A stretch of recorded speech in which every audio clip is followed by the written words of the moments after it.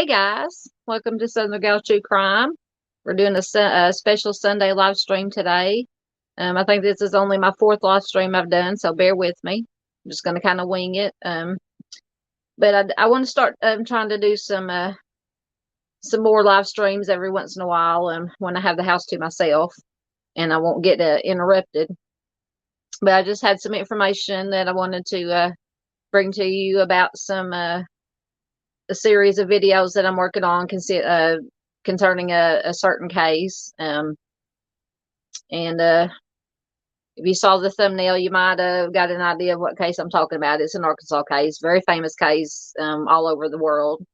But it is considered an Arkansas case because it happened in West Memphis, Arkansas. So there's a clue. And then we'll also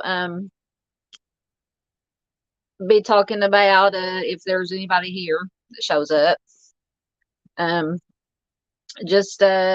give you a little bit of information about how what inspired me to become interested in true crime, and anybody else who joins in the live stream. I'll be interested to hear what inspired you to be interested in true crime, any particular case or anything that may have happened. I've always been interested in true crime, and I'll go through the slide after first we're going to talk about the video series that I'm working on. Oh, hello, Michigan Wifey. Thank you so much. I don't know how pretty I'm looking today. I just kind of slapped some clothes on, tried to look halfway decent for my live stream. I'm glad to have you here. So hopefully some more will join in. I forgot, I lost my train of thought as usual. And I shouldn't be loopy because it's not late at night. Usually when I film my videos for the week, I do it late at night because I work a real job, and I just do this in my spare time. So usually the only time I have time to record my live videos is late at night. Oh, thank you, Michigan. I say yes, we are all fabulous. Yes, we are all fabulous. So hopefully today I won't be too loopy. My back is feeling a little bit better. I know I keep harping on this, and y'all probably don't care about it, but a few days ago I had to slip, trip, and fall because I'm not the most graceful person in the world, and I was having a little bit of trouble with my lower back pain. But so if you see me shifting around a little bit, I try not to do it too much on camera. That's why I have to kind of shift around to alleviate a little bit of the stiffness. But anyway, so like I said, first we're going to start off with the video series that I'm going to be working on. I've got slideshows put together for some of them. It's going to be a multi-part series. Don't know how many parts yet, because this case is huge. There's so much information and controversy, and I mean, it's just been well, I'll wait till we get into the case before I explain everything that I'm going to try to cover, and why I decided to do this series, because on this particular case there is literally thousands of documentaries and YouTube videos that have dissected this case up, down, sideways, backwards, forwards, any way you can do it. But the series of videos is going to be kind of bite-sized portions for somebody who doesn't want to or doesn't have the time to sit around for 3 or 4 hours and watch a documentary or YouTube video that dissects every little minute portion of the case. All right, so before I start keep babbling, as I tend to do, I'll have a little video. Let me get back to where I need to be. Just to give you an idea of what case I'm talking about.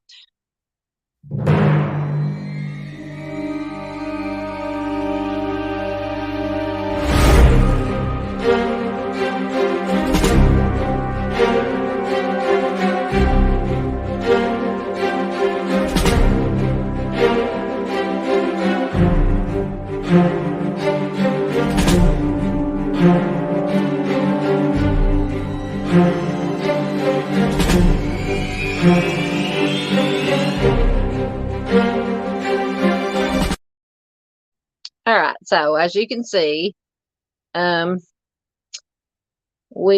will be talking about the West Memphis 3 case. I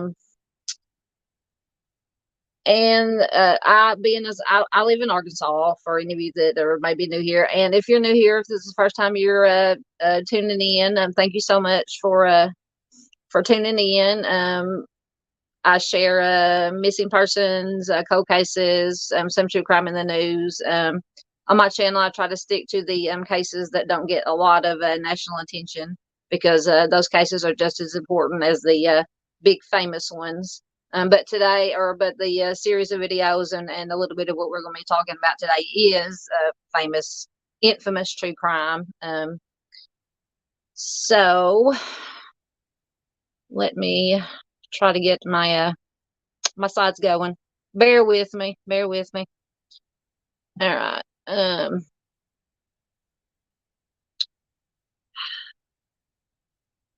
Wonder if I can. Oh, can't show the chat on the screen. Oh no, let me back out once again. And once again, I always say, if you've ever watched any of my other videos, I always have some kind of a technical difficulty or another. So let me see if I can get my first slides going. All right. So before we start, on all my videos, I always feature a missing person, because that is one of the main parts of my channel, is bringing information about missing persons, to keep their name out there, get the information out to as many people as possible to help find these missing souls. So today's we have Jenny Nicole Slaughter. She went missing from Bentonville, Arkansas on I'm having trouble, of course, my eyes are bad, so I'm having trouble reading the small writing. So she went missing on July 16th of this year. So about 4 months ago. She is 33 years old, 5'5", 177 pounds, white female, brown hair, hazel eyes. She was last seen in Bentonville. And this information I found this on the Morgan Nick Foundation Facebook page. And if I remember to, or after, I think I can't put it on it now, but I will put a link to this Facebook post, and I implore you, please share it anywhere and everywhere you can, to help get this information out. So she went missing from Bentonville, Arkansas, and it says, and this breaks my heart when I read this, that she has young children at home who need their mother, of course. It just, of course, every missing person touches me, but when it involves somebody who has children and family and loved ones, that they need to know the missing needs to be found. Their family needs them. So if you have seen Jenny or live in the Arkansas area, if you've seen Jenny or know where she may be, please contact the Bentonville Police Department at 479-271-3170. So like I said, I'll probably have to do it as soon as after I finish the live stream. It takes a little bit sometimes for it to actually upload to the YouTube channel, but when it does, I will go in and put a link to this in the description box, and I'll try to remember to pin it to the top of the comment section, so to make it a little bit easier to find, so you can share it. And for anyone who didn't catch the live streaming or watching it on replay, thank you very much for watching, and feel free to leave your comments about anything we discuss here today. I tried to get to read all my comments. Of course, being a small channel, I don't get a whole lot of comments, but I appreciate the ones that I do get, so I try to keep up with them and answer and as many as possible, and thank everyone for commenting. Because on the small channels like these, the more likes, comments, shares that the live streams and videos get, the more YouTube algorithm or whatever pushes it out to more people, and that's the most important thing, is to get as many people to see it as possible, not to get likes or more subscribers, but just to get the information out there, because this information is very important to me to get out to a lot of people. All right, so I'm babbling again, so we'll go out here and see what's going on. All right. So the West Memphis 3. So this is the video series, and I'm calling it the West Memphis 3 Truth, Lies, and Tragedies. So to me, that explains this case in a nutshell. There's some truths, there's some lies, there's definitely tragedy, because three little 8-year-old boys' lives were taken. In the case, when it blew up, in my opinion, the victims got kind of pushed to the side, and it was concentrated more on what they was considered the West Memphis 3, which is Damien Echols, Jesse Miss Kelly, and Jason Baldwin. But you have the victims, Christopher Byers, Michael Moore, and Stevie Branch. To me, those three little boys are the West Memphis 3, and the most important part of this case, because no matter who committed these crimes and took the lives of these boys, whether it be, well, the West Memphis 3, they call them, Echols, Miss Kelly, and Baldwin, were convicted of the crime. So technically, according to a court of law, they were guilty. That's one of the controversies. I lost my train of thought again, but of course, I will concentrate on, during this series of videos, each part of the case. I'm going to start off with the actual crimes, the suspects, the victims, and so on and so forth.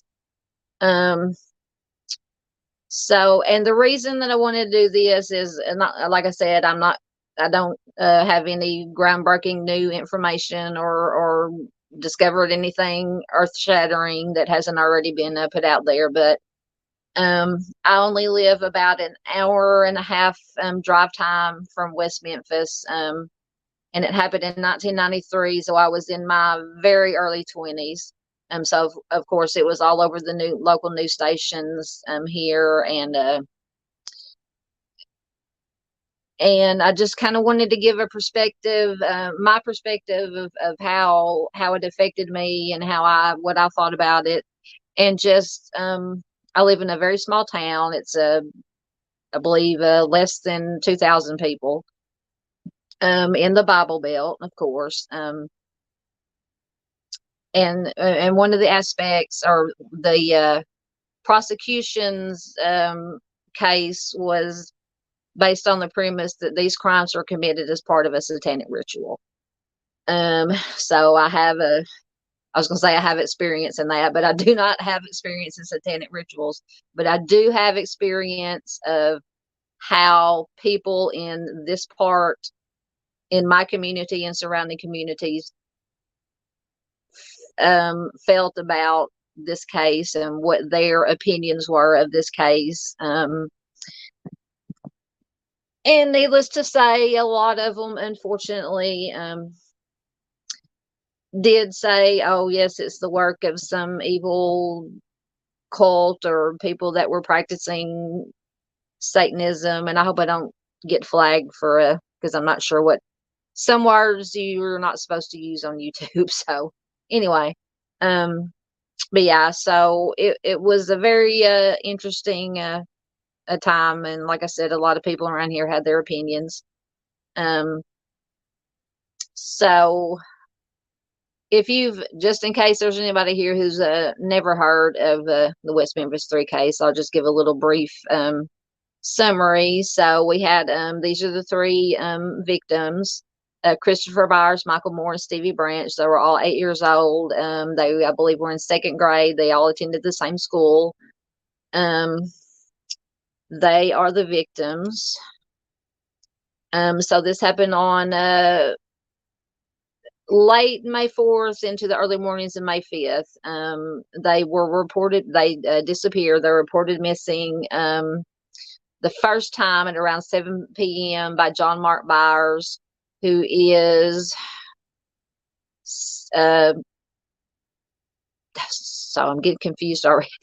And I know this case frontwards and backwards. I mean, I'm not an expert, but I've studied it enough to know. So John Mark Byers was, and I know what it says here, the stepfather of Christopher Byers. And Christopher's mother was, I'm drawing a blank. I'm doing so good. That's why I'm down to one watcher right now, because I'm just babbling. So I'll just read what's on here and try to, instead of doing it from memory. So it was first reported at 7 p.m. by John Mark Byers. The boys were allegedly last seen together by three neighbors, who told the police that they had seen them playing together around 6:30 that evening. The evening that they disappeared, and that they had seen, the witnesses had seen Terry Hobbs, who is Stevie Branch's stepfather, calling them to come home. After they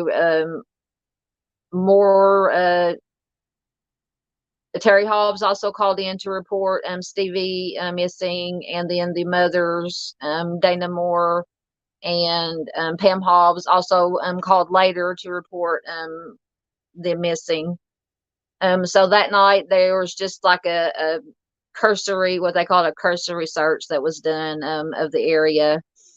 And it did include the location, the Robin Hood Hills, where their bodies of the boys were ultimately found. But this, from what I understand, this search they did that night was mostly done by some police, but mostly by the family members and friends and volunteers. So the official search began around 8 a.m. on May 6th, and it was led by the Crittenden County Search and Rescue personnel. They canvassed all of West Memphis, but they focused on Robin Hood Hills because that was where the boys were last reported to be seen. Despite they did a shoulder to shoulder search around Robin Hood Hills, but at that time they found no sign of the boys. And if you can see the map, just kind of give you a general idea of where they were ultimately found at. I have to get a little bit closer so I can read. So at the bottom you see there's the Bayou Channel, which is the main channel of water that ran through that area. If you see above that, it says creek, and if you follow up that line, you can see three X's. That is where the boys' bodies were found. Over to the left, kind of center left, you can see it says pipe, and it was actually a pipe bridge. It was like two pipes put together, and that is where they were. It is believed that the boys crossed that little pipe bridge to go into play or whatever they're going to do in the woods. And two of the bicycles were found near that pipe in the water. Up at the top is the Blue Beacon. It was like a truck, semi truck wash that will come into play. And above that, if you see, or you can't see it, but above that, I-40 and Interstate 5 run through there. So this is very close to a major Interstate 40 is a major interstate. So that also plays into some theories of who, if the Eccles and Miss Kelly and Baldwin weren't the offenders, alternate theories of who could have committed these crimes. You know, there has been said that somebody could have come off the freeway and found the boys, you know, happened to come across the boys playing in the woods. Then on the other side, you have people that say that with this densely densely wooded area. You would have had to known the area to be able to make your way in there, and come across the boys or find the boys and commit this crime. But we'll get into that in separate videos. So around 1:45, a juvenile parole officer, Steve Jones, found a black boy's shoe floating in a muddy creek. And that is, once again, on the picture where it says creek. And if you follow where it says creek, you follow up, that's where the boys are found. So this bayou channel, which is a larger body of water, that is what fed the creek. And the creek runs all the way through those woods. And the boys' bodies were actually found in that creek. And the creek is not very, from what I understand, the creek part of it is not very deep, but it was deep enough to be able to conceal the boys' bodies. So a subsequent search of the ditch, of course, revealed the bodies of the boys. And so they did investigation, and I say that kind of sarcastically, but I'm going to try to remain neutral because, well, let me get to this first. So eventually, the West Memphis Three, which is Jesse Miss Kelly, Damien Echols, Jason Baldwin, they were investigated just for, there's no physical evidence that ever connected them to the scene. So it was circumstantial evidence, and just in my opinion, now this is just my opinion, a bias of some bias of, because they were considered, they had gotten into some trouble. They were considered weird kids. They listened to heavy metal music, wore the black t-shirts, and such. But when I was that age, I was one of the ones that was considered a weird kid. I listened to the heavy metal music. I wore the black concert t-shirts and such. But that, just because you listen to metal music and dress in black, and people may consider you a little weird, but you have to consider this part of the country is the Bible Belt, so that plays a lot into it. That does not mean that you're going to go out, you're an evil person, and you participate in any kind of devil worship or bad things. But anyway, so they were investigated, and this juvenile, and I can't think of his name right now, of course, in the video where I'll be discussing this aspect of the case, a juvenile parole officer of Damien Echols, evidently he was asked by one of the investigators who he thought anybody in this area that he thought could have committed these crimes, and he immediately brought up Damien Echols' name. So that they focused in, zeroed in on Echols, and then eventually zeroed in on Jesse Miss Kelly and Jason Baldwin, because they all kind of hung out together and were friends. So they were ultimately tried and convicted in 1994. Damien Echols was sentenced to the DP. Jesse Miss Kelly was sentenced to life plus 2 20-year sentences, and Jason Baldwin was sentenced to life. So during the trial, the prosecution asserted that these crimes were committed as part of a satanic ritual, and that is one of the big arguments and controversies in this case. Due to, you have one side that says, the prosecution said that the marks and damage that was found to the boys' bodies were signs they considered, in their opinion, signs of a satanic ritual. And of course, the defense side said that it was animal predation. So, and that is one of the things we'll get into in one of the videos. Go out quickly and see what we got going on.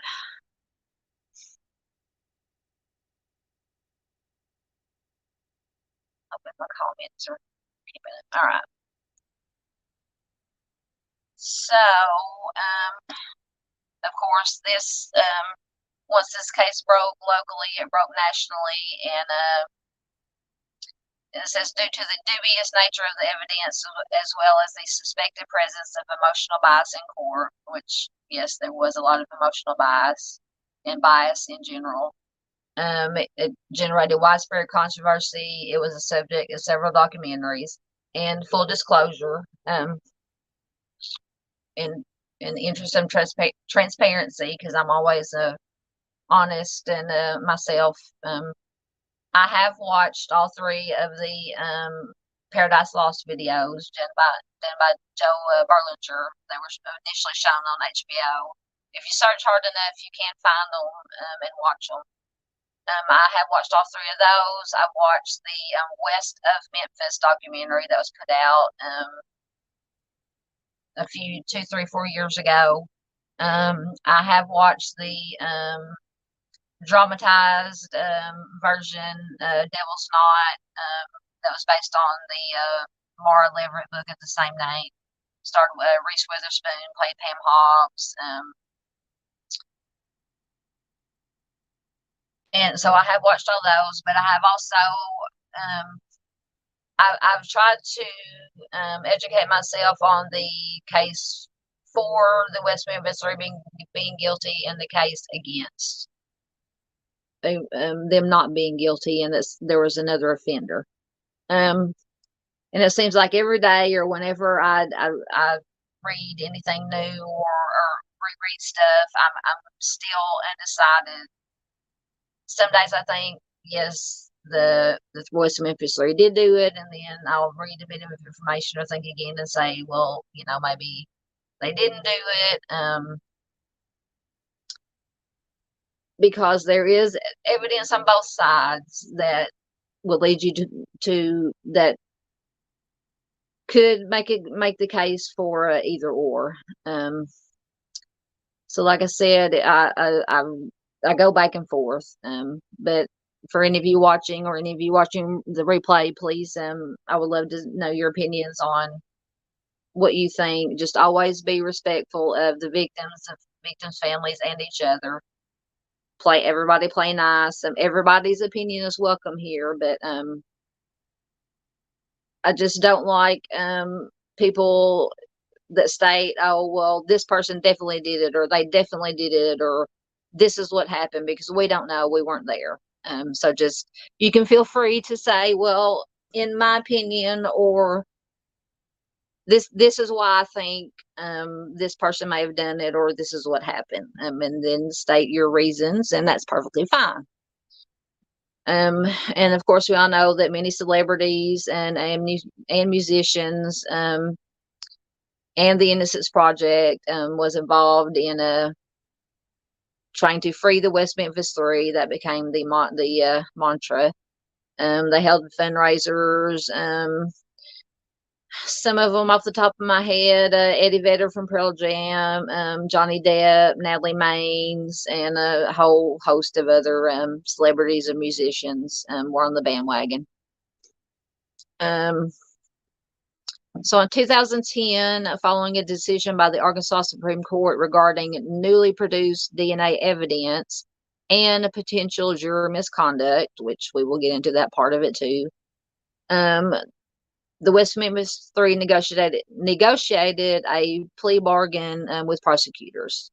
So on August 11th of 2011, they entered an Alford plea, which that allowed them to assert their innocence while acknowledging that prosecutors did have enough evidence to convict them.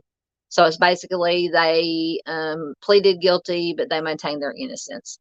And if I remember correctly, another stipulation of this Alford plea was that all the three would never be allowed to sue the state of Arkansas or whoever for false imprisonment or anything of that nature.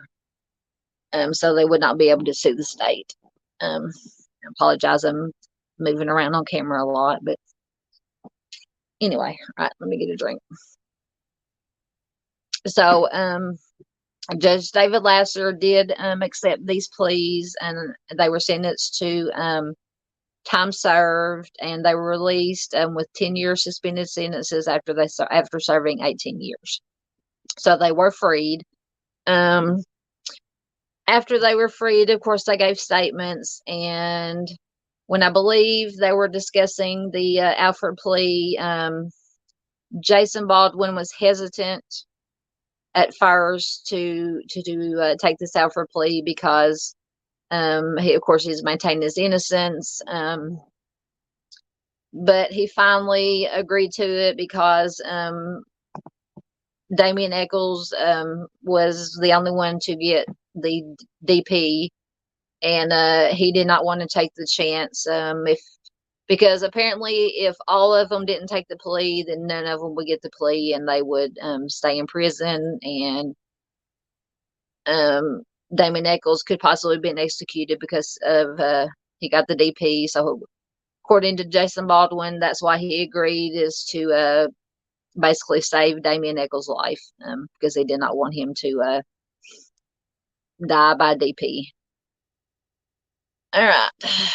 So we will get to the most important part of the case, which are the three little boys that lost their lives. So we have Stevie Branch. He was usually referred to as Stevie. He was the son of Stephen Branch Sr. and Pamela Hicks. He was a second grader at Weaver Elementary School. It says he was a very good student. He was liked by his classmates. He was easily recognizable because of his striking light blonde hair and his friendly demeanor. Terry Hobbs was his stepfather, and he was also the biological father to Stevie's younger sister, Amanda. And it says that just before these crimes happened, Stevie's grandfather, Jackie Hicks Sr., had given him a brand new bicycle. Bicycles play a lot in this case, because like I think I said earlier, two bicycles were found near that pipe bridge in the water there after the boys disappeared. We have Michael Moore. He was the son of Dana Moore and Todd Moore. He had an older sister named Dawn. He was also a second grader at Weaver Elementary. It says he was a natural born leader. He enjoyed participating in Cub Scouts, and he enjoyed pretending to be in law enforcement. So I thought found that interesting, and kind of ironic, because some people say that law enforcement failed in this case to quote, find the real offender if the West Memphis Three are not the true offenders. But in any case, either way, it is very sad that these boys have not truly found justice for these boys. And then we have Christopher Byers. He was born on June 23rd, 1984. He was known to Chris. He lived with his mother, Melissa Byers, and his stepfather, John Mark Byers. And he had an older half brother, Ryan Clark, who was 13 years old at the time that these crimes happened. He also was a second grader at Weaver Elementary. And this says he had recently befriended Michael and Stevie. So apparently he not long before these crimes happened, he had kind of joined this little group of friends. So in May of 1983, Christopher was experiencing problems as a result of hyperactive disorder, ADHD, I'm assuming. Though he was taking medication, his doctors were unable to determine why his behavior was not improving. So I mentioned this because within the course of the investigation, I believe he and both John Mark Byers had made statements, either to the police or just to the media, that John Mark Byers' stepfather did, quote, whip him a lot. So that comes into some people's opinions of alternate theories of what could have happened to the boys. So that is the synopsis of the case, just in case anybody who hasn't heard of it. So like I said, I haven't started actually filming any of the videos yet, but I hope to, and I think I'm going to do these on Sundays, Sunday late morning, early afternoon, releasing one every Sunday, or uploading one every Sunday. And like I said, I have no idea yet how many videos I'm going to do on it, but I just wanted to put it in bite-sized portions, and make it a little bit easier to understand and to digest. Like I said, if you don't have the time or don't want to sit down for 3 or 4 hours and get a whole bunch of talking heads and blah blah blah, I'm just going to kind of give you the basic information, both sides of the story, the case for and the case against, alternate theories. Of course, I will give you information on the victims,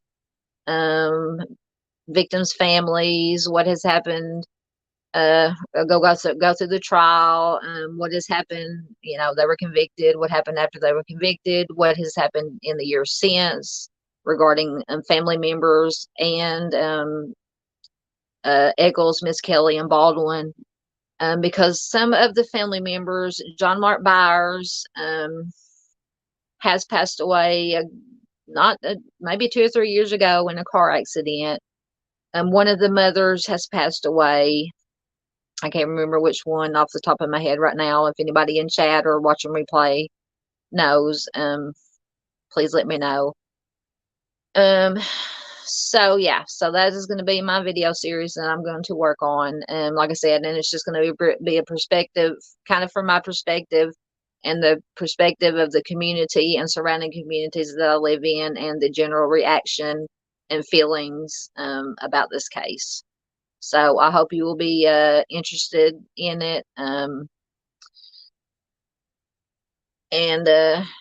like I said, I'm not going to be giving, because I'm not an expert, a professional. I'm just, like I said, giving my viewpoint as I saw it through my eyes as it was happening. Okay, so we'll go out and see what we got going on.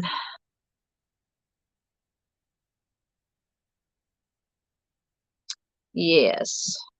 Michigan Wifey says, I've always thought the 3 who were convicted were innocent. The stepfather seemed really suspicious, in my opinion. Yes, that is one of the what I call alternate theories in this case. In the documentaries, the Paradise Lost documentaries, in the first one, John Mark Byers, which I admit, John Mark Byers was a very interesting individual. But then again, I think a lot of it was a little he over dramatized for the cameras. And there was allegedly a knife that was found, I believe, behind the home, in some kind of pond behind the home, that was found, that allegedly had his blood on it and Christopher's blood. Terry Hobbs has also come up, and I don't know which stepfather you're talking about, but regardless, either one, Terry Hobbs has come up, and in my opinion, if it's, and I'm not anyway saying, because I don't know that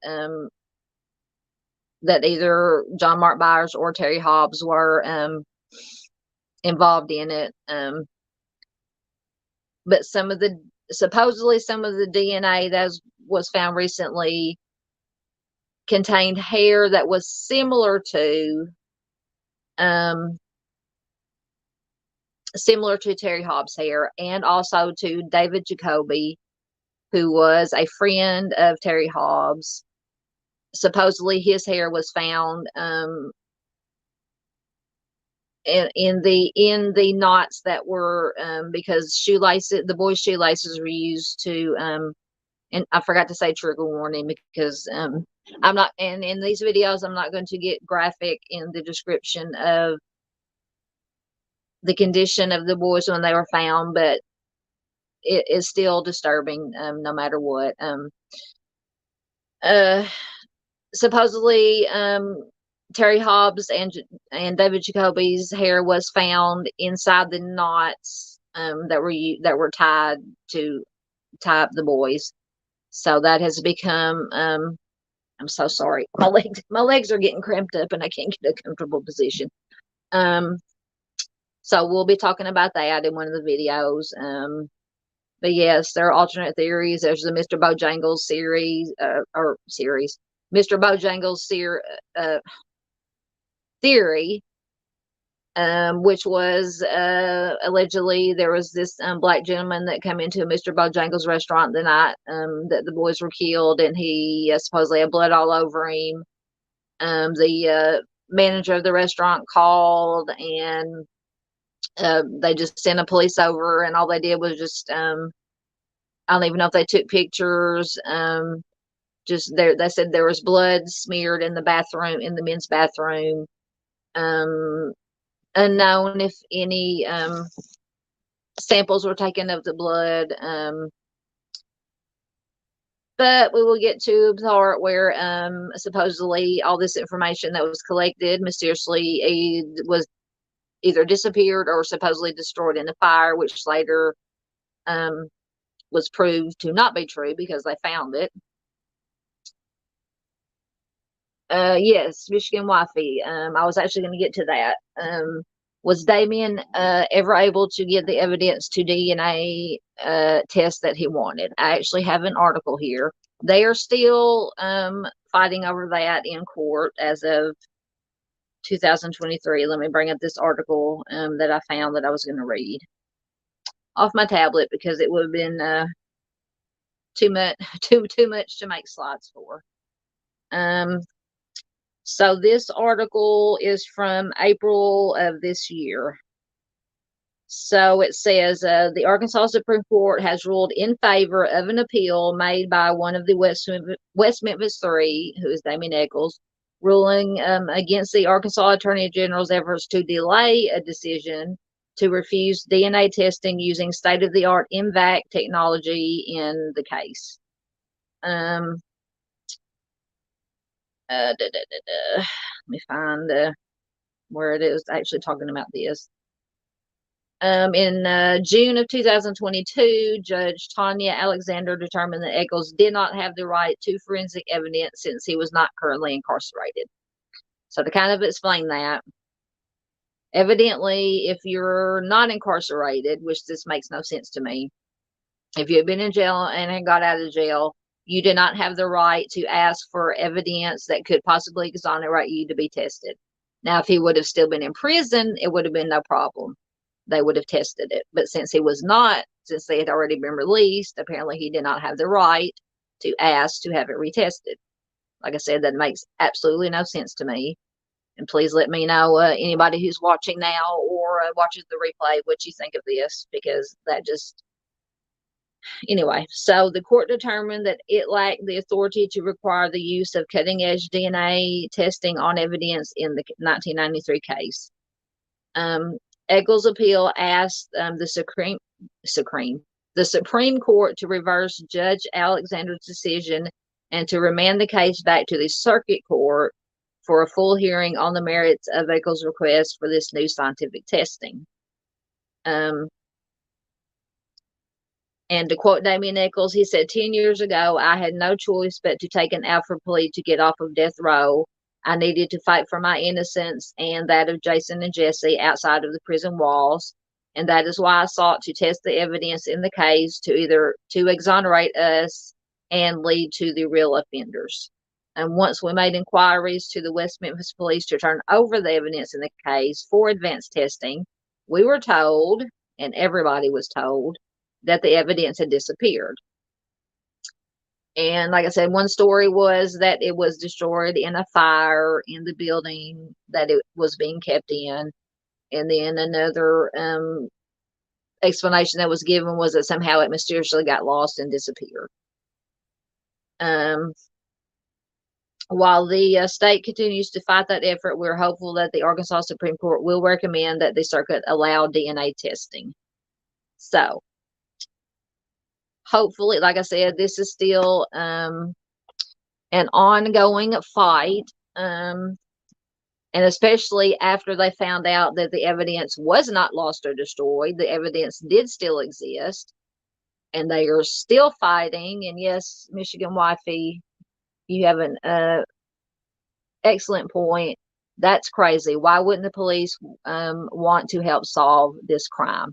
Yes, that is the question. That has been the question. Now, I have my opinions on why the Arkansas courts do not want this information tested. And in the trying to be neutral, I don't know if I should give my opinion on why I think they don't want the why the Arkansas courts and everybody included or that was involved in the investigation do not want it tested. I definitely have my opinions, but if you want to hear them, just let me know and I'll give you my opinion. So yeah, it is still an ongoing controversy about getting this information tested. But I will give you my opinion. In my opinion, yes, it should definitely be tested. And I think that is the general consensus of everybody involved, apparently, except for the Arkansas investigators and court system. Because whether or not it would exonerate West Memphis 3, if it would exonerate them, wonderful. But to me, the most important thing is not whether it exonerates them or not. If this DNA is tested and new evidence is found that is not connected to Eccles, Miss Kelly, or Baldwin, that means there is another offender. Possibly there is another offender that committed this crime, and this offender needs to be found. And if they can use this evidence to help find this offender or at least generate new leads, definitely, yes, I think it needs to be tested, most definitely. That is my opinion. All right, so Michigan Wifey, yes, so you do want to know what I think. Okay, so I'm going to go out on a limb. Some people may get mad at me, but I really don't give a darn. My opinion as to why the Arkansas investigators and court systems do not want it tested is because they screwed up the investigation. Now, this is all just my opinion. From everything I have read, and like I said, I live very close, and everything that was reported on the news, and I've read everything since. This, in my opinion, was a botched investigation.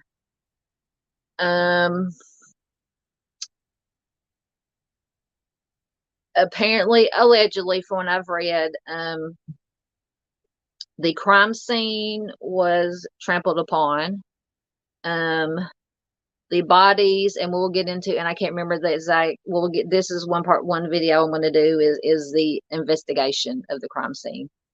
The bodies were pulled out of the water before the medical examiner got there. And just laid out on the bank, so that exposed it to the sunlight and to other things that could have destroyed possible evidence. The coroner did not get there until hours after the boys were found. Trying to think of some other things. So in my opinion, just all around, this was not investigated properly. That's just my opinion. And because of this, I think that my opinion, that's the reason that they don't want this DNA tested, is because they do not want to be admit that they may possibly allegedly made mistakes in their investigation. So that is my opinion of why they do not want it tested. Oh, True Crime Web. Mr. Steve is here. You guys, if you have not checked out True Crime Web, Mr. Steve and Mrs. Steve are two of my favorite people. Um, after I started watching True Crime Web and Mr. Steve, he is the main inspiration for me starting my channel. He is former law enforcement. He did everything. He worked road patrol, detective, SWAT team, sniper. He was a state certified. He could probably explain better than I can. State certified CSI. He is wonderful. So I encourage anybody here and anybody watching the replay, please check out True Crime Web. You will be amazed. So Mr. Steve says, generally from my life experience, it comes down to the dollar and exposes the government to penalties. Yes, I didn't think about that, but of course you're much smarter than I am. So yeah, it comes down to dollars and cents, and the fact that, in my opinion, Gary Gitchell, who was the prosecutor, to me, in my opinion, had an ego. He did not want to admit that he could possibly have been wrong.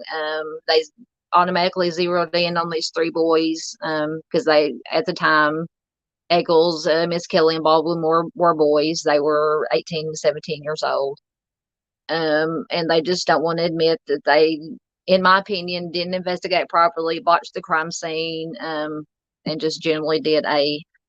And I am not by any means anti-law enforcement. I respect law enforcement, but in some cases,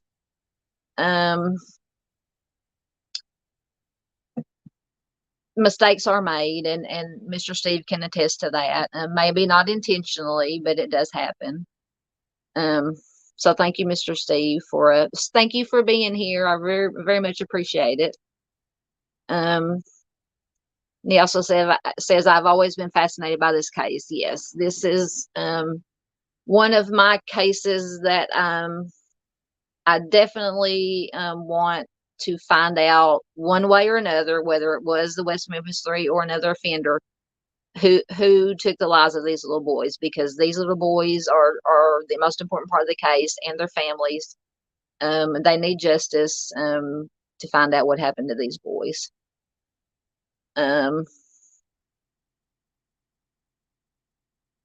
Yes, Michigan Wifey. This is who you were telling us about. Hi, Mr. Steve. Yes, Mr. Steve and Mrs. Steve are wonderful. And also, if you have never checked out the Mob Crew, Chris at the Mob Crew, he and Mr. Steve and Carolyn from Unearthed Secrets, they go out and assist families at no charge to help find missing persons and to work on unsolved cold cases. They do excellent work. They do it out of the kindness of their heart. They're very dedicated.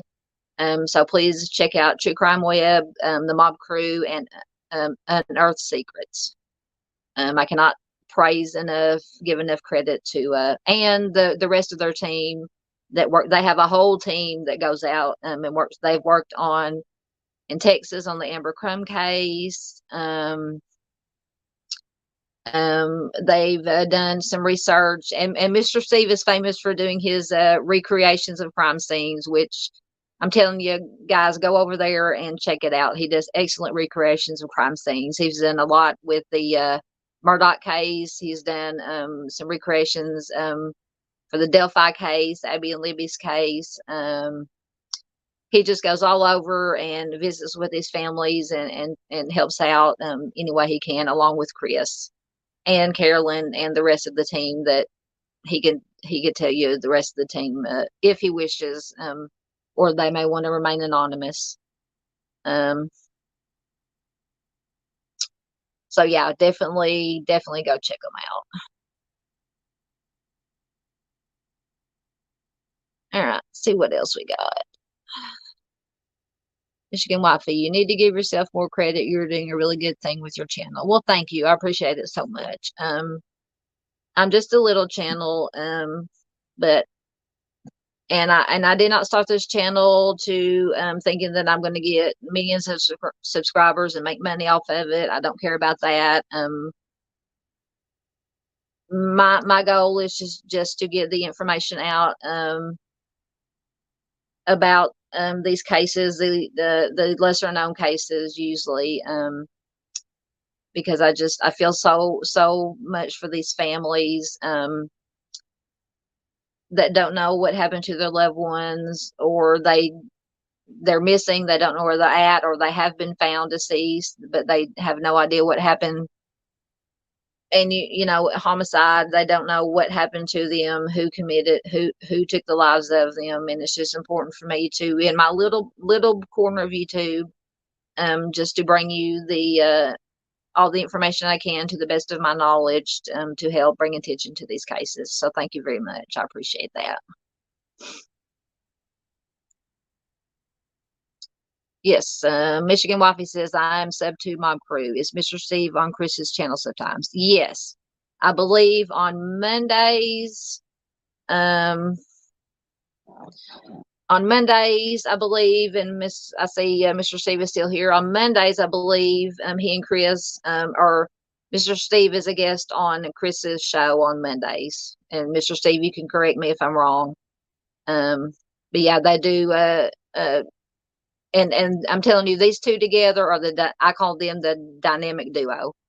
They are just so good at what they do. Of course, Mr. Steve brings his numerous years of knowledge from law enforcement. Chris is a very, very smart, very sharp guy. And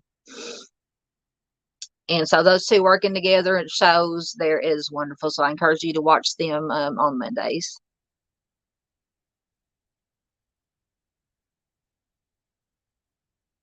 Thank you, Mr. Steve. He said, Mr. Steve, True Crime West says bringing awareness is huge. Yes, thank you. That is my goal, is just to bring awareness to these cases, to these victims, so they are never forgotten. That is the mantra of my channel, is never forget. And yes, he says generally Mondays, he and Chris, or he is a guest on Chris's show. I'm just so honored that Mr. Steve is here. I appreciate that. You don't know, Mr. Steve, you don't know how much that means to me. I'm genuine when I say that you are one of my biggest inspiration in doing this. I remember you gave me a shout out on one of the shows when I was first started my channel. You told me that if ever needed to talk or had any questions, to feel free to email you. So that means so much to me, and I appreciate it so much. And I may not always make it to yours or Chris's lives because of my work schedule, but I always watch the replays and give the thumbs up and try to call me in. So yeah, thank you so much. It is an honor to have you here, sir. Yes, Michigan Wifey says, okay, I will definitely check out his channel. Yes, most definitely. You will not be disappointed. I promise you. You will not be disappointed with either Steve or Chris at the Mob Crew, or Carolyn at Unearthed Secrets. She is, and if Mr. Steve is still here, you can correct me. I believe she is a geophysicist, and she is the part of their team that goes out, and she uses all her fancy equipment to if I understand correctly, to detect anything that might be buried underneath, like dirt or anything. The equipment that she has can help detect that. Oh my goodness. Mr. Steve, you're going to make me cry. I'm telling you. Mr. Steve says, I would be honored to have you co-host a show with me. Let me get moved and we will set up a show featuring a case of your choice. Oh my goodness. I'm trying to be professional. Thank you. That would be an honor and a dream come true for me, Mr. Steve, along with Mrs. Steve. Yes, I would definitely be interested in that. I know you're busy, so and I know you said you're in the process of moving, but yes, most definitely, I would be honored, very deeply honored, to be not a co-host, but just a guest on your show. A case of my choice. Awesome. That would be I'm telling you, I'm fangirl, or not fangirling, but I'm just so humbled right now that you would even consider having me as a guest on your show. But yes, we will get something worked out. I know your email. Um, my email, if you don't know it, and I don't mind giving it out, is Wild Irish Rose. And I think you have emailed me before regarding something, but it's Wild Irish Rose 71 at gmail.com. And it is on my channel in case you forget it. So yes, whenever you get the time, no rush, no pressure, just let me know and we'll get something set up. I'm so excited now. I'm so excited. All right, I'll get over my excitement. But oh my goodness. Hold on. My stylus just fell apart. Anyway, grab another one. Miss Michigan Wifey says, woohoo. I don't know what you're woohooing about. Are you woohooing with me because I'm excited? I hope so. Yes, I'm very excited. Very excited. I just, like I said, I can't say it enough. I just love Mr. Steve and Mrs. Steve to death. Mrs. Steve works. She's they always say that behind every man is a great woman, and Mrs. Steve is a great woman. They have Cyclops, which is they have a nonprofit. And Mr. Steve, if he's still here, he can give you the information, or the web. You can go to the website or his channel. It has links to everything. They have a nonprofit that you can contribute to. They have all sorts of ways you can donate money, contribute money, even just subscribing to the channel.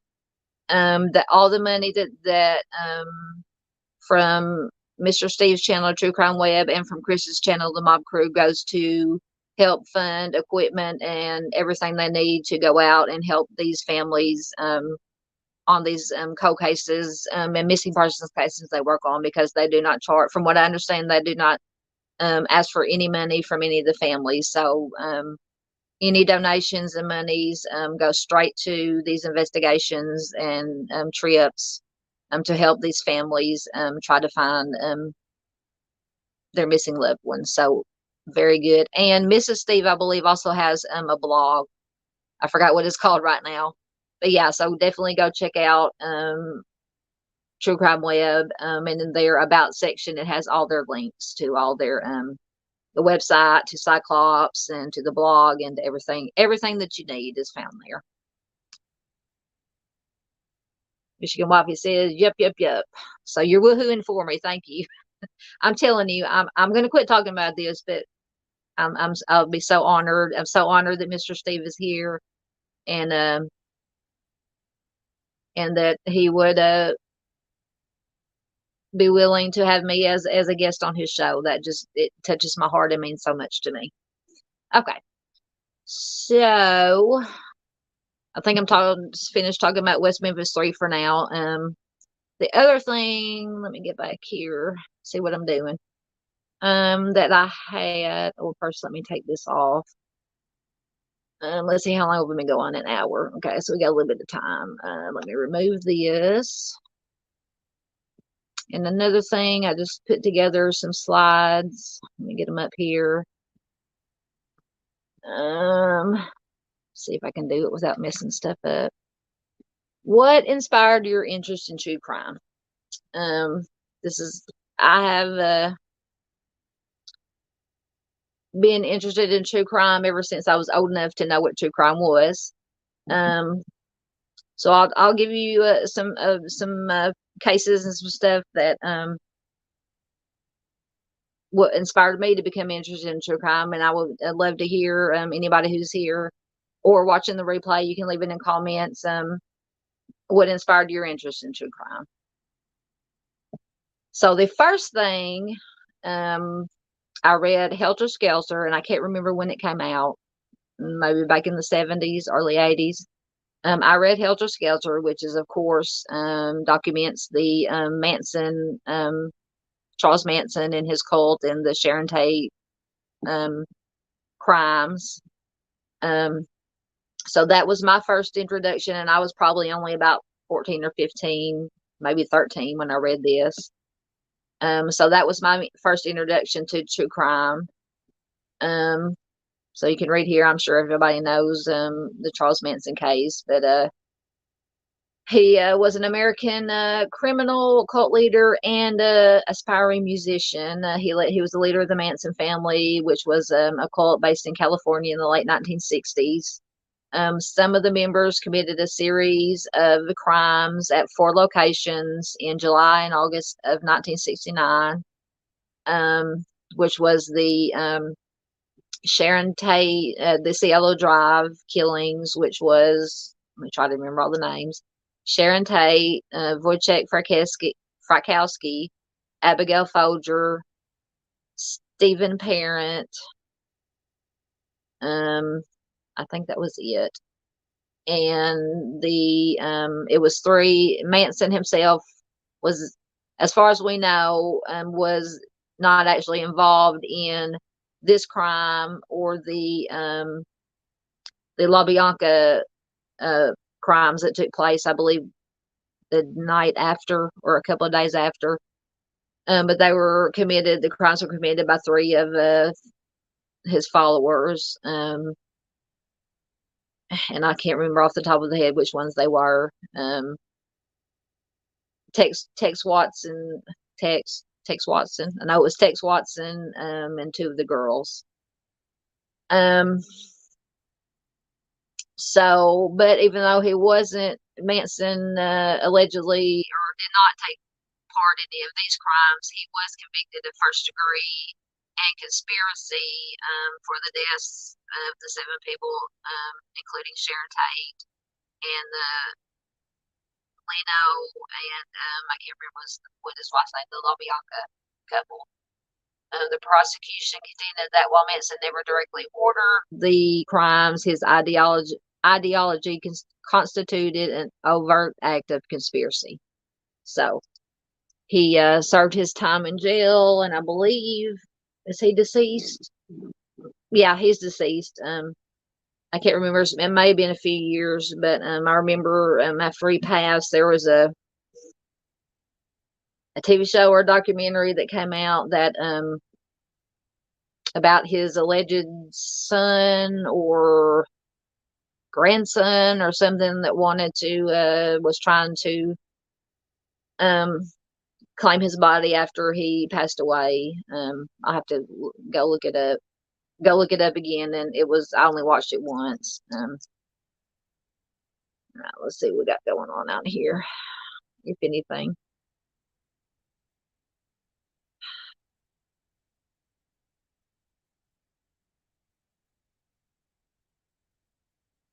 Michigan Whiteman, Wifey says, let me know the day and time. Are you talking about if a guest on True Crime Web? Yes, I will definitely let you know. Like I said, that's going to be up to Mr. Steve. Mr. Steve stays very busy helping these go out.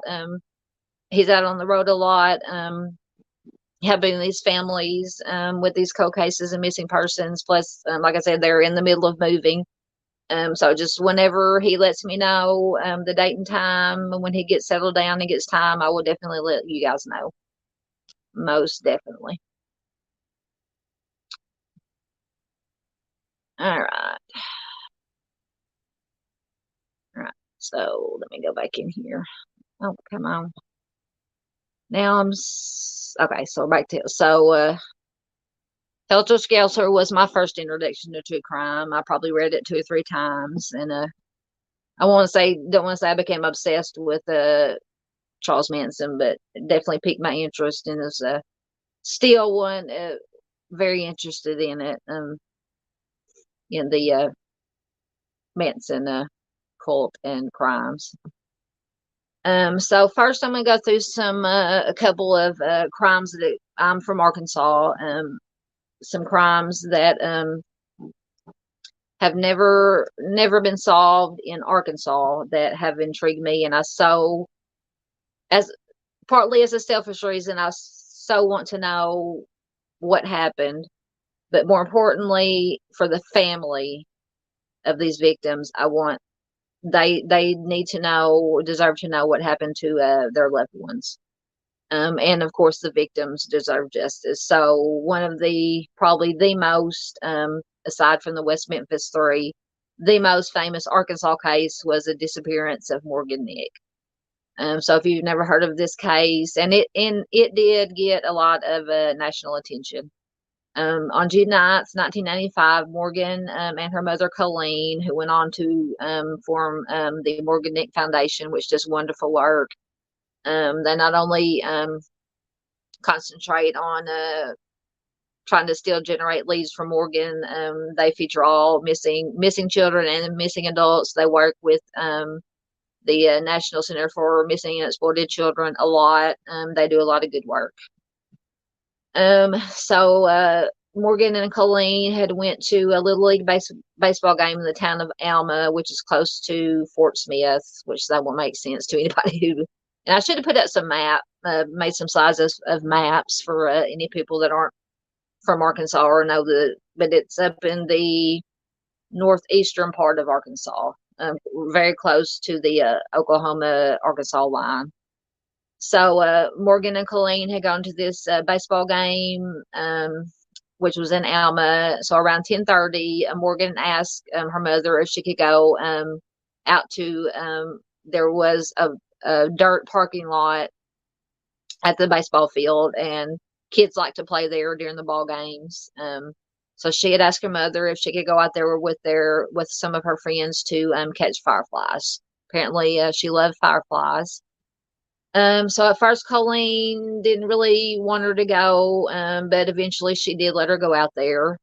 Morgan was last seen at around 10:45 p.m. by her friends. The ball game was ending, and they were heading back towards the stands to reunite with their parents. And like I said, the parking lot was sandy, dirty, so Morgan had stopped to empty the sand out of her shoes, and her friends had gone on without her. So she was last seen at 10:45 by her friends emptying sand out of her shoes alone. And this was near her mother's car. While her group of friends emptied their shoes a few dozen feet away. So they were further away, and apparently Morgan took a little bit longer emptying her shoes, and when they got done, they went ahead back to the bleachers without her. So Morgan's friends reported before they had when they were emptying their sand out of their shoes before they went back to the stands, they reported seeing a creepy man talking to Morgan as she was putting her shoes back on. And that was the last known sighting of Morgan. She disappeared. Of course, when the friends got back to the stands, Colleen asked, "Where's Morgan?" They said she was behind us. She's emptying her shoes. So they went out Colleen went out to the parking lot by her car. Morgan was nowhere to be found. Of course, everybody started searching. The police were called. And Morgan, that was the last time she was never seen again. This case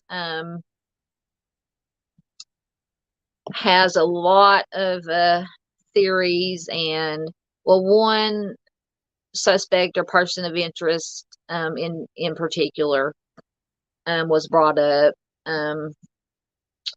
During the course of the investigation, or years later, there were two locations, I believe. One was in Arkansas, one was in Oklahoma, that they did do digging in because they got a tip that possibly, or one was a house that they searched, and one was some land that they dug up because they got a tip that Morgan could have been in the house, and they may have found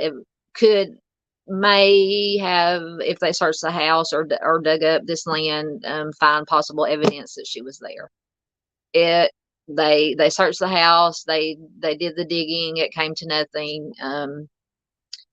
So years later, there was the one, and he has since passed away. So I kind of usually don't give names of people who were not convicted, but since his name was all over the news down here, a man named Billy Jack Links, they thought could possibly have been connected to her disappearance, because there at the ball game there was a a red truck with a white camper shell on it that was seen. And apparently when the police were called in, they roped off the area. Nobody was allowed to move their vehicles.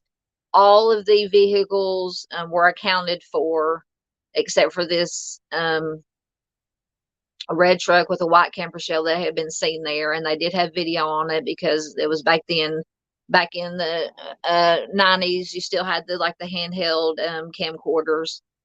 So a little bit of footage was found of this truck in question. And apparently somehow they linked it to him. Maybe he drove a similar truck.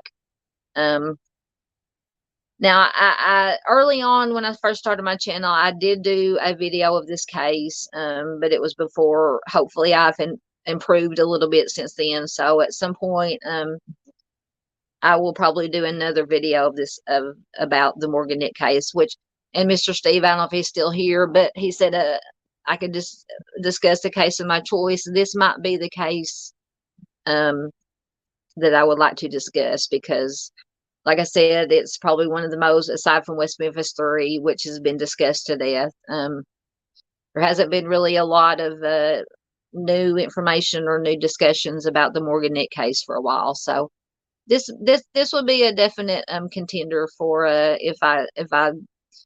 if you would graciously allow me to be a guest on your show to discuss this case. But yeah, so this case has always intrigued me. I want so much like I said, as a selfish point, I want to know, but more so for the family and friends, and for Morgan, she deserves to know what happened to her. Because she was just a beautiful, beautiful little girl. All right, let's see. We got everything going on down here. All right. So next, we won't go on the next. The Arkansas case is, of course, the West Memphis 3 case. We've already discussed it, so I won't go into much more detail about this. But yeah, West Memphis 3 is probably the most famous case to come out of Arkansas, because technically it did happen in Arkansas. West Memphis is in Arkansas. Now I've probably passed through West Memphis, but never stopped there for any length of time. Back in my younger, wilder days, 30 or so years ago, me and my brother and friends, sister-in-law and friends would go to Memphis side, the Memphis, Tennessee side. We'd go to Beale Street. We went over there for a bunch of concerts when they did concerts at the Pyramid, which is now a Bass Pro Shop. We went over there to several wrestling events. But like I said, that was back in my younger, wilder days, and I can't remember the last time I've actually went to Memphis. So West Memphis 3, of course, has always intrigued me. Once again, I would love to know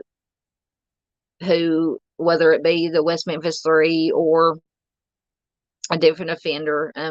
These 3 little boys deserve justice, and their families deserve to know one way or another what happened to them, who was responsible. So Ronald Gene Simmons was another one. This got some national exposure. To me, this, of course, all these cases are horrible, but to me, this case is just truly terrifying, disturbing to the nth degree. So without getting, if you've never heard of this case, without getting too graphic. So Ronald Gene Simmons was an American mass offender. I can't say the M word. He took the lives of 16 people over a week-long period in Arkansas in 1987, and he wounded 2 others, or killed 2 others and wounded 2 or 3 others. 14 of the people that he took the lives of were his own family members, including a daughter that he had assaulted, abused, and the child that he had fathered with her. as well as he took the life of a former co-worker and a stranger, and he wounded 4 others. And he is considered the most prolific mass offender in Arkansas history. So yes, if you always hear people talk about the boogeyman, to me, this would be Ronald G. Simmons would be the epitome of the boogeyman, although he didn't kill strangers except for, well, one stranger during his spree. He took the lives of his own family, which was horrific. And I have done, or once again, early on, and when I first started my channel, when I was just starting, and I really sucked at this. Like I said, I probably still suck a little bit at this, but hopefully the more I do it, the better, getting a little bit better. Sorry, I had to take a drink. My mouth's getting dry. He is the epitome of the boogeyman. This man was just pure evil. Then this is just my opinion. Pure evil, and just I'm gonna do another. And I think I don't know if I deleted, because here a while back I went back and deleted some of my older videos because I rewatched them. I'm like, no, I don't even want these on my channel. And I know you got to start out and learn. The more you do it, the better you get at doing this YouTube stuff. But I will go back at some point and do another video because there's just so much to this case. So sad. But he was convicted of 16 counts, I believe. I can't remember if he was sentenced to the DP or life without parole, but he ended up passing away. And ironically or understandably, when he did pass away, none of his surviving family members claimed his body, so he was buried in a pauper's grave, as they call it, which is fitting for a monster such as him.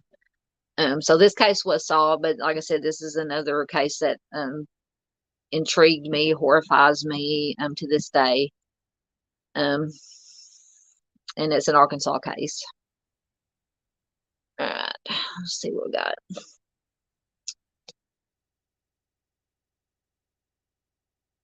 Oh,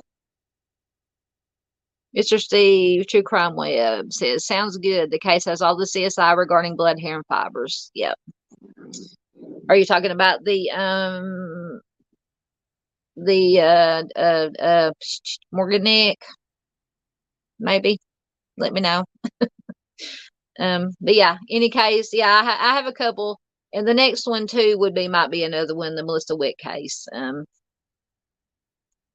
But yeah, sounds good. In any case you would be willing to discuss with me, it would be my honor. My honor. All right. So let me make sure I didn't skip anything. No, go back. Yeah. Okay, so next was Melissa Witt. This is an unsolved cold case from 1994. Melissa was abducted from the parking lot of a Bowling World alley and I didn't include where it was at. It was up in northeast Arkansas, close to the Ozark National Forest, because that she was kidnapped from the parking lot. There were witnesses, alleged witnesses, a mother and her young son. The young son claimed he had been in the bowling alley. He went out to retrieve a book or a book bag from his car, and he claimed that he heard a woman screaming, which was around the time that they think Melissa was abducted from the parking lot. They did find blood in the parking lot in different places, so they assumed that she was hit in the head with something, and that's where the blood came from, and that she was maybe dragged or forced some feet away into, excuse me, a different vehicle and put in that vehicle and taken to wherever she was harmed at. And then, of course, they found, I can't remember how long, and I have done a video on this case. You can find it in the unsolved cold case playlist. So if you want to go back and watch it, I encourage you. It has all the information. But her body was ultimately found in the Ozark National Forest by 2 hunters. Lots of interesting stuff. And as far as I've read and everything I've read, they really don't have any persons of interest or suspects. Although one article I read when I was doing research for the video that I did is that another witness, which is an adult, heard 2 people, a man and a woman, arguing in the parking lot around the time that Melissa was abducted.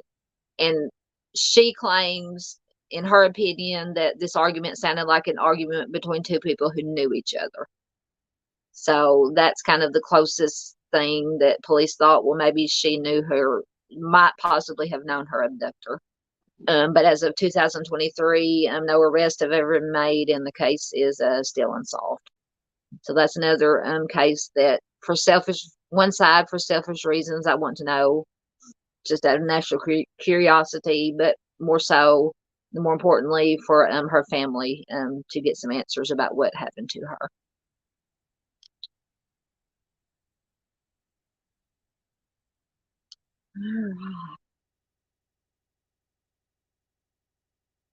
Yes, Mr. Steve from True Crime West says the case against Leaks appears strong. Yes, the truck, between the truck and the morning in Fort Smith, because Alma is where Morgan went missing from.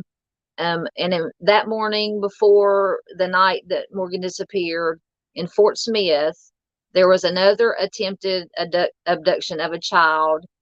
Same red truck with the white camper shell. Fortunately, and I believe this might have been in front of, or took place at a laundromat, either a laundromat or a store. I believe it was a laundromat. It was an attempted kidnapping of a child. Same description of the red truck with the white camper shell. A description of the alleged perpetrator offender.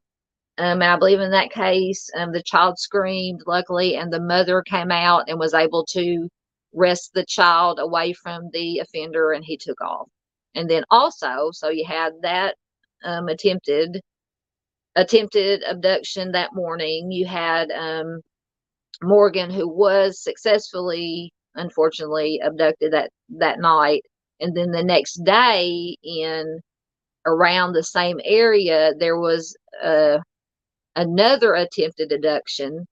Same red truck with the white camper shell. Same description of the offender. So if it was the same person, the same offender, and from the description of the truck and the offender,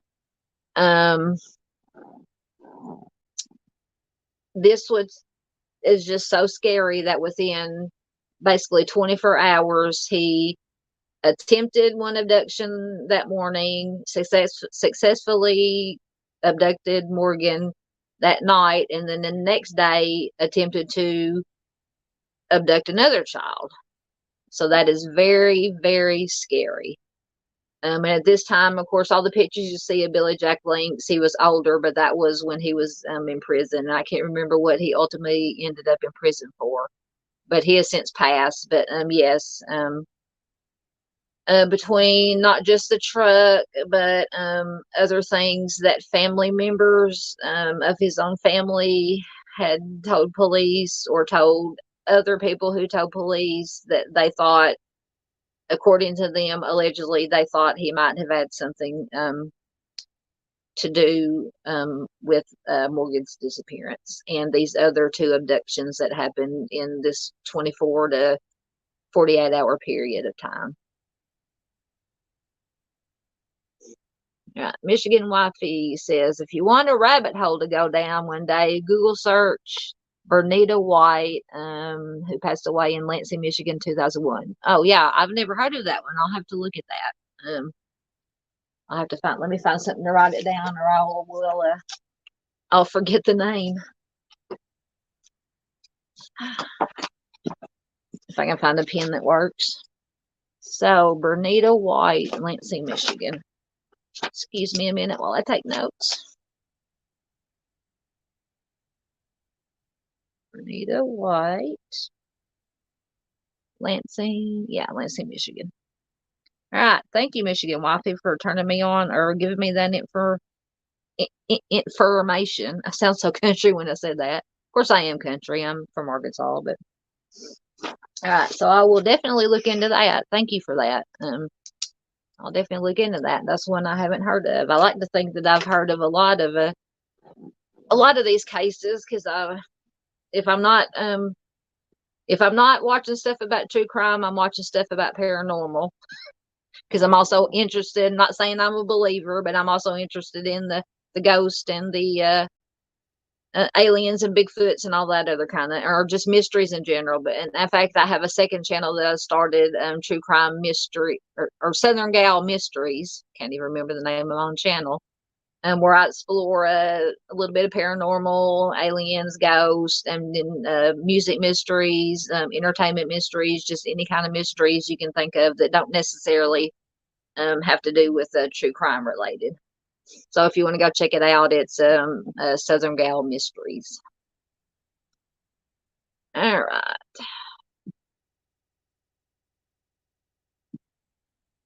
All right. So let's again make sure I didn't skip anything.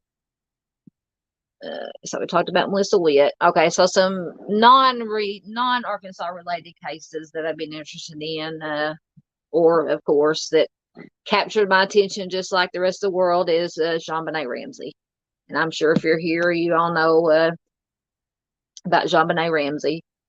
But if you don't, she was American Child, a beauty pageant queen. She was her life was taken at the age of 6 in her family's home in Boulder, Colorado. Her father, John, found her body in the basement of their house about 7 hours after she'd been reported missing. She had sustained head injuries from a blow to the head. She had been strangled. The autopsy report stated that her official cause of death was asphyxia by strangulation associated with craniocerebral trauma. I'm assuming that is the blow to the head. Because I know your cranium has to do with your head. Her death was ruled a suicide. The case, of course, generated worldwide publication and media interest. In part because her mother, Patsy, who was a former beauty queen, had entered JonBenet into a series of child beauty pageants. That was one of the big controversies, was that she was exploiting JonBenet and putting her at risk for child people. I don't know if I can say the child people who are interested in children. We'll put it that way. Child predators. I'll just say it. If I get flagged, I get flagged.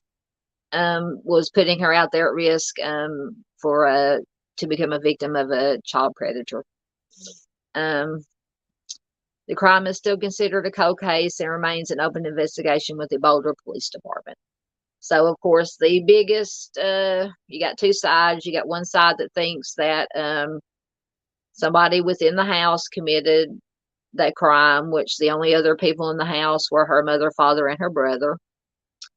And then you got the other side who believes that it was a stranger who entered the house. Who entered the house and killed her there. But to me, and this is just my opinion, I am going to give my opinion on this case. And this is once again just my opinion. Of course, I have no proof. I wasn't there. To me, in my opinion, just from things I've learned, once again, watching people such as Mr. Steve, who's very smart, and to me, it would make more sense that somebody inside the house was the perpetrator, because of the fact that,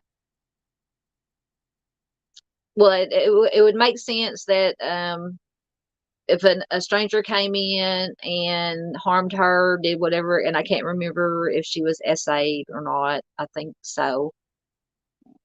It would make sense that he would leave her in the house. But but there was a supposed ransom note that was left, which was proven to have come from a pad of paper and a pen that came from inside the house. It was a very long ransom note, so it would have taken a fair amount of time to write this note.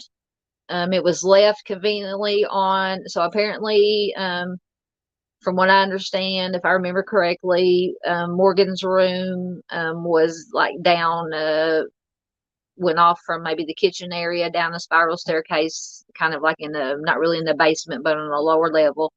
So this ransom note was conveniently found. They didn't leave it on the kitchen counter, but conveniently it was found on one of the steps leading down the staircase, the spiral staircase. And if this was a supposed to be kidnapping with a ransom due to the ransom note, why would they go ahead and take her life and leave her in the house? Because her body was found in the basement of the house. So that, to me, that just totally does not make sense. I could be wrong. Like I said, I'm by no means an expert. I'm just a goofy lady on here that tries to learn from people such as Mr. Steve and professionals that know a whole lot more than I do, how to deduce and rationalize and figure out what makes sense and what doesn't make sense. And to me, this whole ransom note kidnapping scenario just has never made sense to me. So I would lean more towards, and I'm not saying that her mother, father, or brother had anything to do with it, but to me, that scenario, that someone in the house that lived there, that scenario makes more sense to me. But I would love to know, anybody in chat who's still here. I think there's one person here, probably Michigan Wifey. I appreciate your dedication.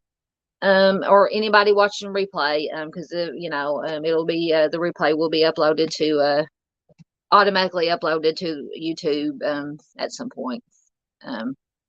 So please let me know what your thoughts are. But always respect in your comments, respect the victims' families, and each other in the chat or comments. Everybody's opinion is welcome here, but I discourage anybody saying, this person definitely did it. This is what definitely happened. We don't know what definitely happened because we weren't there. You can say, this is my opinion, and back up your opinion of why you think this scenario could possibly have taken place. That's fine, but I just discourage using the terms definitely and such, things of that nature. All right. So next, of course, another Madeline McCann. So I do have opinions about this one also. So Madeline McCann, if anybody was here that doesn't know, she was a British girl. She was 3 years old. She went missing. She disappeared from her bed in a holiday apartment in Portugal, because I can't pronounce the actual place. On the evening of May 3rd, 2007, the Daily Telegraph described her disappearance as the most heavily reported missing person case in modern history.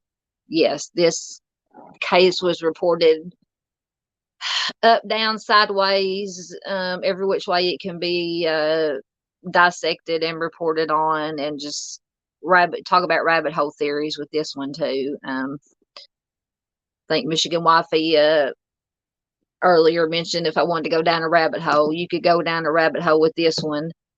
Of course, you have the theory. Also, Madeline has never been found. Her remains have never been found.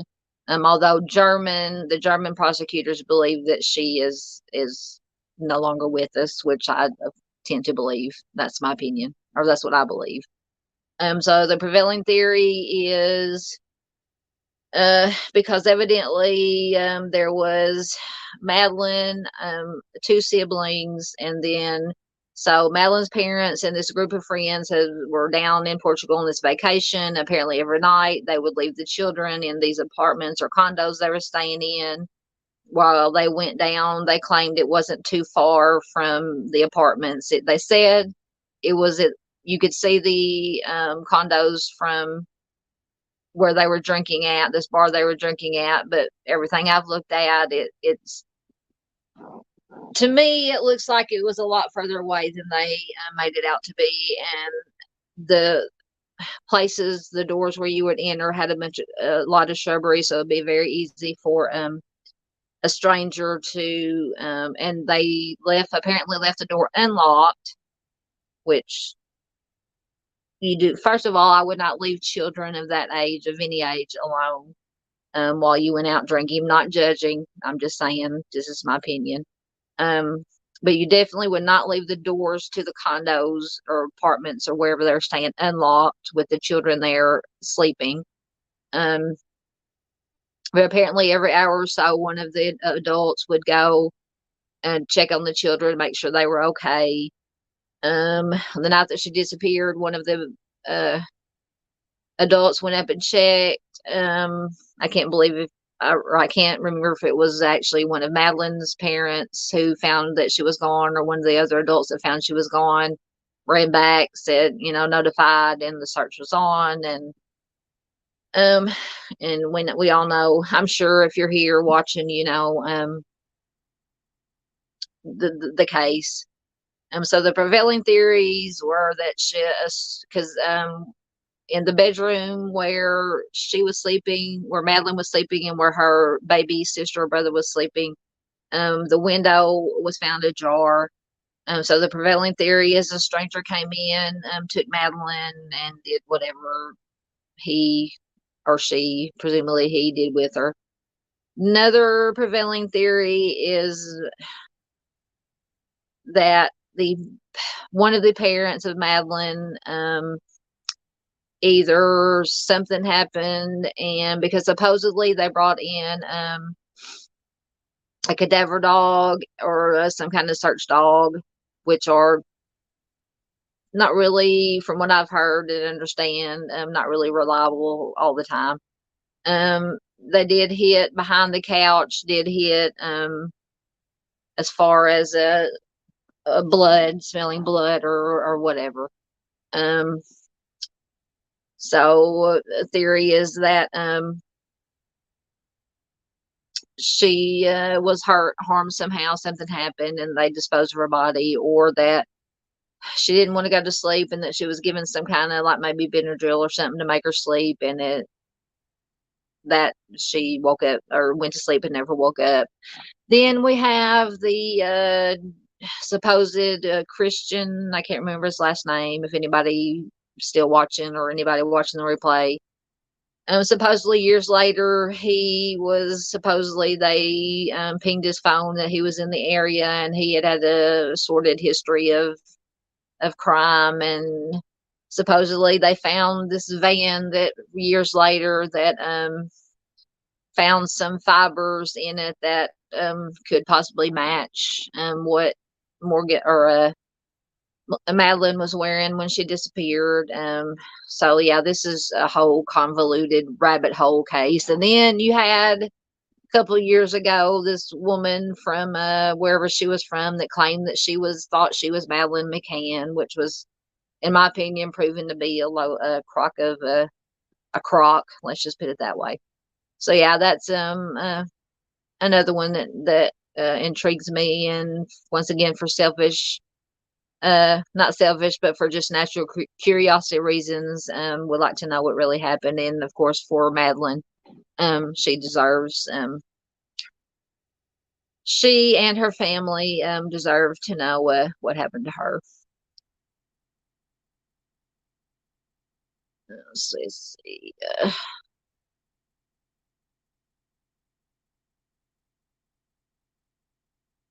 Oh yeah.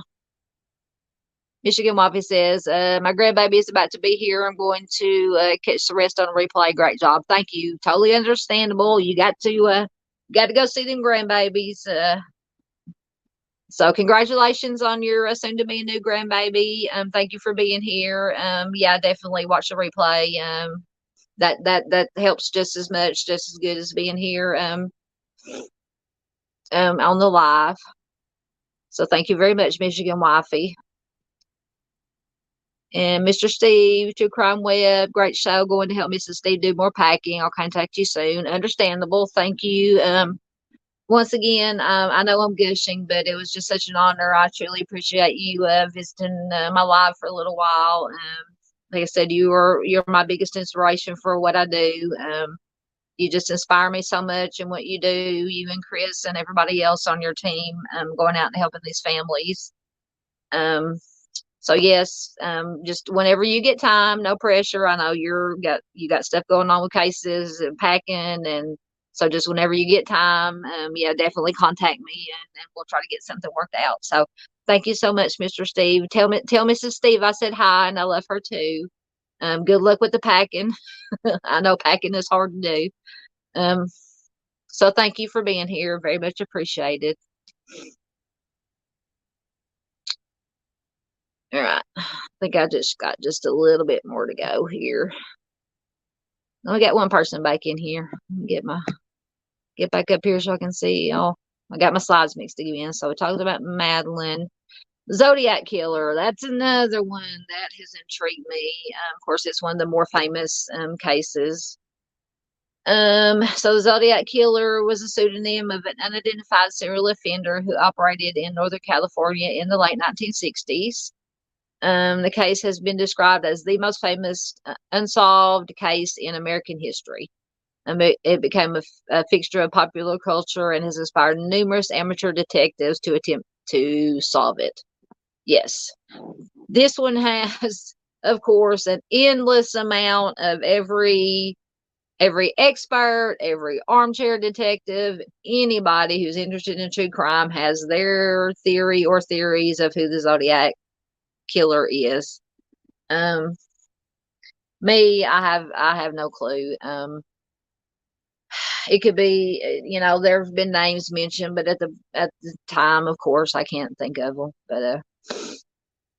But yeah, that's another one that hopefully one day will be solved. So we got the Zodiac Killer. I'm almost at 2 hours. I got to hurry up and get done with this. But like I said, anybody here in chat, let me know what your inspiration or what inspired you in true crime or watching the replay. Anybody watching the replay, leave it in the comments and let me know, and I'll definitely get to them. Elizabeth Short's another one. She's known as the Black Dahlia. She was found deceased in the Leimert Park neighborhood of Los Angeles in January of 1947. Her case became highly publicized owing to the gruesome nature of the crime, which included the mutilation of her corpse. And I'm not going to go into graphic detail, but we all know how she was found if you followed the Black Dahlia case. So that one's a new one that's intrigued me. Hope it gets solved one day. Then, of course, Jack the Ripper. I'm going back to 1888, very old. So I'm sure everybody knows who Jack the Ripper was. He was an unidentified serial offender active in and around the impoverished Whitechapel district of London in 1888. In both criminal case files and the contemporaneous journalist accounts, the offender was also called the Whitechapel M and Leather Apron. I've never heard leather. I've heard Whitechapel M. I've never heard Leather Apron. Maybe he wore a leather apron. So that's another one that's always been interesting to me. So yeah, I would like to see. It's interesting, and there are all sorts of theories about who Jack the Ripper is. I've read a lot of books and watched a lot of documentaries and YouTube videos of who people think he is. So it's very interesting. And then of course we've got the some of the most famous. We got Ted Bundy. We got Richard Ramirez, who, to me, I've said in other videos, to me, Richard, in my opinion, Richard Ramirez, if you would have the devil in the flesh, it would be Richard Ramirez. I can't stand to look at pictures of Richard Ramirez because he's just so evil.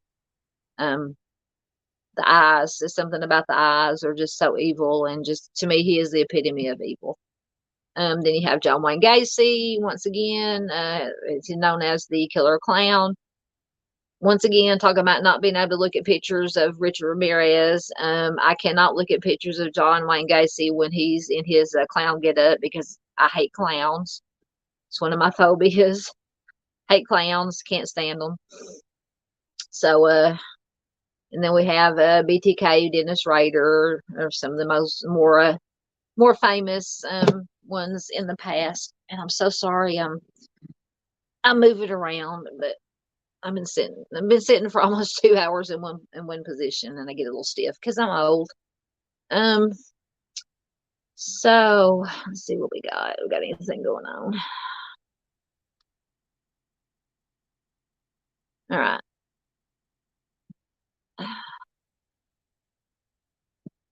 So some of the more modern true crime we have, of course, the Idaho 4, the 4 University of Idaho students, November 13th, 2023,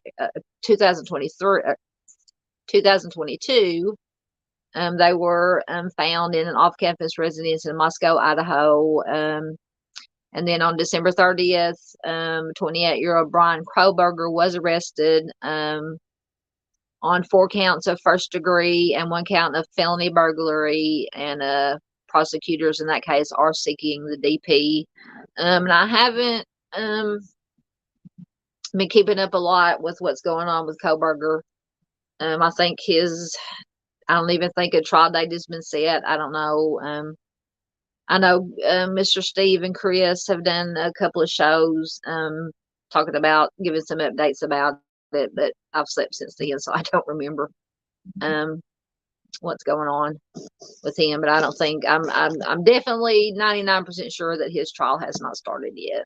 So I'm sure they're going to appeal it to death to put it off as long as possible. So you have Ethan Chapin, Xana Kernodle, Madison Mogan, and Kelly Gonsalves. They were the victims. They were the most important part of this case. As always, the victims. So hopefully, if allegedly, it's of course guilty until or innocent until proven guilty. Hopefully, if Koberger is the offender, he will get his justice, or get his due, and the victims will get their justice, and their family will get justice. Then, of course, recently in the news, we had the arrest of Rex Heuermann in association with the Long Island serial killings, particularly the Gilgo Beach victims. So the Gilgo Beach crimes were a series that happened between 1996 and 2011. And the remains of 11 people were found in Gilgo Beach, which is located on the south shore of Long Island, which is in New York. Most of the known victims were sex workers who advertised on Craigslist. And it says the perpetrator in the case is known as the Long Island Serial K. They don't like to say, YouTube doesn't like the K word. So Lisk, in other words. And so within the last year, Rex Heuermann was arrested and charged with 3 of what they call the Gilgo Beach 4. And they are trying to link him to the 4th one. But they did find physical evidence that linked him to 3 of them. And like I said, they're working on hopefully finding enough evidence to link him to, I believe the 4th one that he's not linked to is Maureen Barnes. So hopefully at some point they will be able to find enough evidence to link him to Maureen. So he has been arrested and charged. As far as I know, he hasn't went to trial yet. I'm sure they're going through all the legal And once again, True Crime Web and the Mob Crew have done updates on this, so you can go back and watch either one of their channels. They have great information about updates on all these cases. And then we have and his name we have Abby and Libby, the Delphi case, Abigail German and Libby, or Abigail Williams and Libby German. So on February 14th, 2017, their bodies were discovered near the Monon High Bridge, which is part of, this is in Indiana, Delphi, Indiana. And now True Crime Web, Steve from True Crime Web and Chris from the Mob Crew have covered this case extensively, and they still are. So I, once again, go check out both of their channels. They both have playlists for this particular case. So they were discovered near the Monon High Bridge Trail after the girls had disappeared from that trail the previous day. The crimes have received extensive media coverage, in part due to video and audio recordings released by law enforcement. So if you know this case, you've seen the like half a second video of what they call Bridge Guy.